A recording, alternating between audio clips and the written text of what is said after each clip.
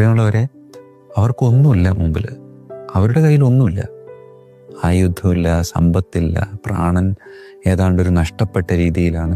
സകല പ്രതീക്ഷകളും നഷ്ടപ്പെട്ടിരിക്കുന്ന സമയത്ത് അമ്മയുടെ ഈ ഒരു ആഹ്വാനം അവരുടെ ജീവിതത്തിന് നൽകിയ ഒരു പ്രതീക്ഷയുണ്ട്.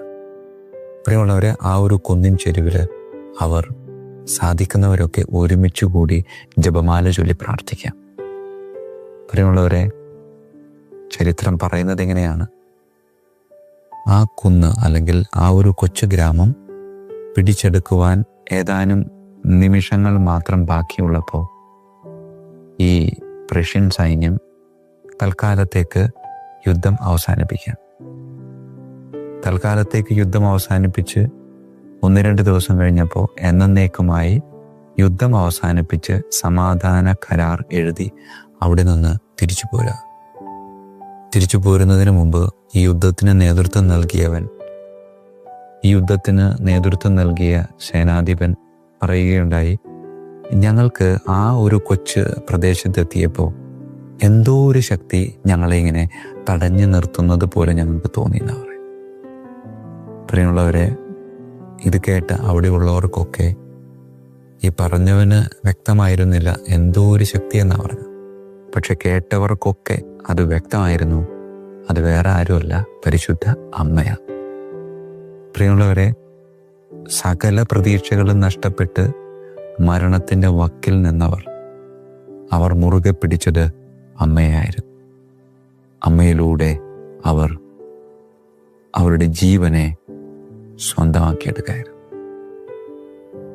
സകലതും നഷ്ടപ്പെട്ട് ഇനി ഒന്നും പ്രതീക്ഷിക്കാനില്ല, മരണം മാത്രമാണ് മുന്നിലുള്ളത് എന്ന് ഉറപ്പാക്കിയ അവർ ആകെ ആശ്രയിച്ചത് വിശ്വാസത്തോടു കൂടെ അമ്മയുടെ മുമ്പിലാണ്. ആ ആശ്രയം വെറുതെ ആയില്ല. അമ്മ അവരെ വളരെ കരുതലോടെ സംരക്ഷിച്ചു എന്നാണ് പറയുന്നത്. പ്രിയമുള്ളവരെ, ഒട്ടും പ്രതീക്ഷിക്കാത്ത രീതിയിൽ നമ്മുടെ ഇടയിലേക്ക് ദൈവീക സാന്നിധ്യം കടന്നു വരും എന്നതിൽ യാതൊരു സംശയവും നിങ്ങൾക്ക് വേണ്ട എന്നതിൻ്റെ ഉദാത്തമായ ഉദാഹരണമാണ് ഈ പോൺമെയിനിലെ പരിശുദ്ധ അമ്മ നമ്മെ പഠിപ്പിക്കുന്നത്. അതിനാൽ പ്രിയമുള്ളവരെ, സകല പ്രതീക്ഷകളും നഷ്ടപ്പെട്ട് ഇനി എന്ത്, ഇനി എങ്ങോട്ട്, ഇനി എങ്ങനെ എന്നീ ചോദ്യങ്ങൾക്ക് ഒരു ഉത്തരവുമില്ലാതെ അന്തം വിട്ട് പകച്ചു നിൽക്കുന്നവർക്ക് ഇതാ അമ്മ യഥാർത്ഥ ഉത്തരമായി നമ്മുടെ മുമ്പിൽ നിൽക്കുന്നു. അമ്മയിലൂടെ പുത്രനിലേക്ക് നമുക്ക് നടന്നെടുക്കാൻ സാധിക്കും. പരിശുദ്ധ അമ്മേ, എന്നെ അതിന് നീ തന്നെ വഴിയൊരുക്കണമേ എന്ന പ്രതീക്ഷയോടെ നമുക്ക് പ്രാർത്ഥിക്കാം. കണ്ണുകളടക്കാം, കരങ്ങൾ കൂപ്പാം. കാരുണ്യവാനായ കർത്താവേ, ചില സമയത്തൊക്കെ വല്ലാതെ ഒറ്റപ്പെട്ടു പോകുന്ന, ഇനി മുന്നോട്ട് സഞ്ചരിക്കാൻ എന്നെക്കൊണ്ടാവില്ല എന്നൊക്കെ പറഞ്ഞ് ചിന്തിച്ച് ജീവിച്ചു പോകുന്ന നിമിഷങ്ങളെ ഒക്കെ അങ്ങയുടെ സന്നിധിയിലേക്ക് സമർപ്പിക്കാം.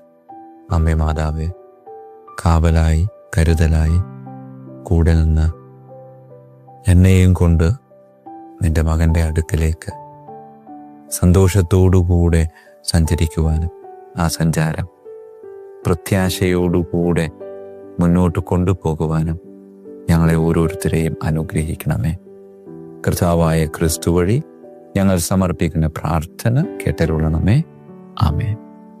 ഈശോ മിശിഹായ്ക്കും സ്തുതിയായിരിക്കും.